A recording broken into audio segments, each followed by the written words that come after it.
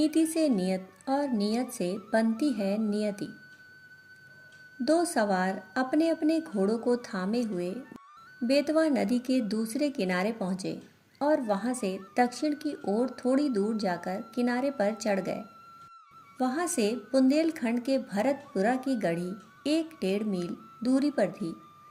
बीच में एक जंगल का टुकड़ा पड़ता था। मार्ग में एक छोटी सी फुलवारी थी। पश्चिम की ओर गेहूं चने के हरे भरे खेत थे। सूर्य के अस्त होने में थोड़ा विलंब था। किरणें हरे भरे खेतों पर लहरा रही थीं। दोनों सवारों की उम्र यही कोई 20-22 वर्ष रही होगी। एक सवार बाहर से आया था और पहला वहीं का था। दोनों सैर करने निकले थे। बाहर के सवार का नाम नीलाभ था। दूसरा सवार कृष्णदत्त वहीं का निवासी था।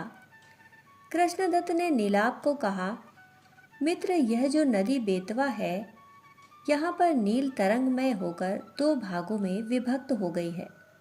दोनों भागों के बीच लगभग 1 मील लंबा और आधा मील चौड़ा एक टापू बन गया है, जिसे अब बरौल का सूंड कहते हैं। इसके दक्षिणी सिरे पर पूर्व में एक छोटी सी गढ़ी और 4 दीवारी थी, जो खंडहर में बदल गई है। आजकल उसमें जंगली जानवर वास करते हैं। नीलाभ विमुग्ध होकर उस दृश्य को देख रहा था और ध्यान से बुंदेलखंड के ऐतिहासिक स्वरूप को सुन रहा था। कृष्णदत्त ने कहा, देवल, देवरा और देदर में बड़े बड़े अनगिनत मंदिर थे। दुर्गा और शिव की पूजा उपासना विशेष रूप से होती थी। शक्ति भैरव मंदिर के कारण यह नगर दूर दूर तक प्रसिद्ध था। 200 वर्ष पूर्व यहाँ का मंदिर ध्वस्त हो गया था। मान्यता है कि ओरछा के किसी संपन्न अड़जरिया ब्राह्मण को शिव की मूर्ति ने स्वप्न में दर्शन देकर अपना पता बताया था और उसी ने इस मंदिर का जीर्णोद्धार करा दिया था। यह मंदिर शक्ति भैरव और महादेव का था। मंदिर के अहाते के एक कोने में भैरवी चक्र की एक शिला अब भी पड़ी हुई है। उस नगर के वर्तमान भग्नावशेष को लोग आजकल सकल भैरव कहते हैं। नीलाभ ने कहा, कृष्णा, तुम तो इतिहास वेत्ता जान पड़ते हो। तुम्हारा ज्ञान तो प्रभावित करने वाला है। कृष्णदत्त ने कहा, मित्र, मैंने तो जो कुछ सुना था वह बता दिया। मैं तुमको यहाँ पर एक ऐसी महान विभूति से मिलवाऊंगा जिन्होंने इस इतिहास को अपनी आंखों से देखा है। कहते हैं उनकी उम्र 300-350 वर्ष के आसपास है, परंतु यही कोई 60-70 के लगते हैं। वे एक जीवंत रहस्य हैं और मिलते बहुत कम लोगों से हैं, परंतु उनकी कृपा मेरे ऊपर बरसती रहती है। उन्होंने तुमको दर्शन देने के लिए स्वीकृति दे दी है। दोनों अपने घोड़ों से उतरकर पलीथर के पास एक झोपड़ी की ओर बढ़ने लगे। सूर्यास्त होने में अभी देर थी।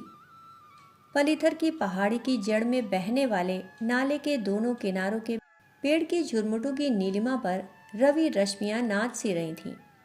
बेतवा के पश्चिमी किनारे पर ऐसा प्रतीत होता था मानो वन देवी के पदचारण के लिए पलीथर ने लंबा सुनहला पावड़ा बिछा दिया हो। झोपड़ी से एक महात्मा निकले। उनका ऊंचा लंबा कद, चौड़ा ललाट, झील सी गहरी आंखें जिनमें अमृत में स्नेह टपक रहा था, वे सब अत्यंत दिव्य प्रतीत हो रहा था। दोनों ने उनके चरण स्पर्श किए। महात्मा ने दोनों के सिर को स्पर्श कर आशीर्वाद प्रदान करते हुए बैठने के स्थान की ओर संकेत किया। झोपड़ी के बाहर एक पीपल का देव वृक्ष था। पेड़ के चारों ओर मिट्टी का एक चबूतरा था, जिसके नीचे 2-3 चटाइयाँ बिछी हुई थीं। एक पर महात्मा बैठे और उनके पास की चटाई पर दोनों ने स्थान ग्रहण किया। महात्मा ने कहा, क्या जानना चाहते हो वत्स? मन में कोई प्रश्न हो तो पूछो। महात्मा की वाणी मधुर, स्नेहिल एवं कोमल थी।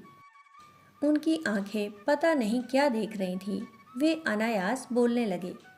किसी भी व्यक्ति एवं स्थान की एक नियति होती है और वह अबाध्य होती है। नियति के अनुरूप चीजें घटती हैं। कृष्ण दत्त ने कहा, बाबा, नियति क्या होती है और कैसे बनती है? महात्मा ने बड़े प्यार से उनको समझाते हुए कहा, बस नीति से नियति का निर्माण होता है।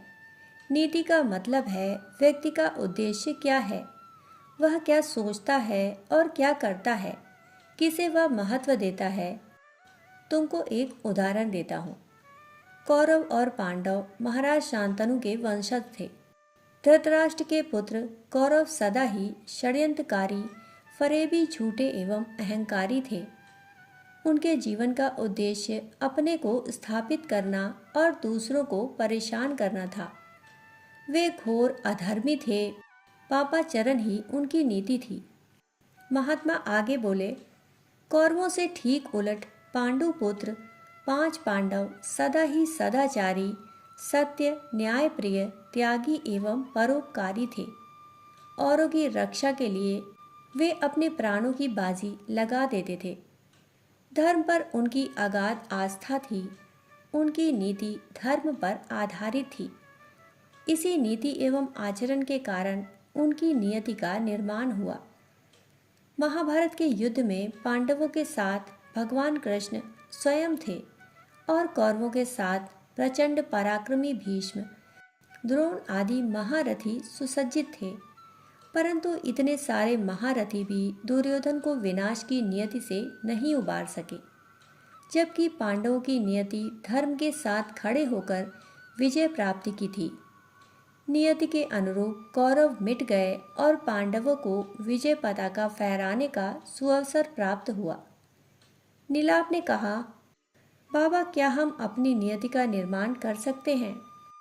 महात्मा ने कहा, वत्स, नियति कर्मों का परिणाम होती है। नियत के अनुसार नियति होती है।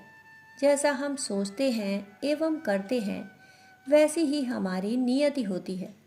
सतत सत्कर्म, सदाचरण एवं सद्भाव के द्वारा हमारी नियति श्रेष्ठता से परिपूर्ण हो जाती है।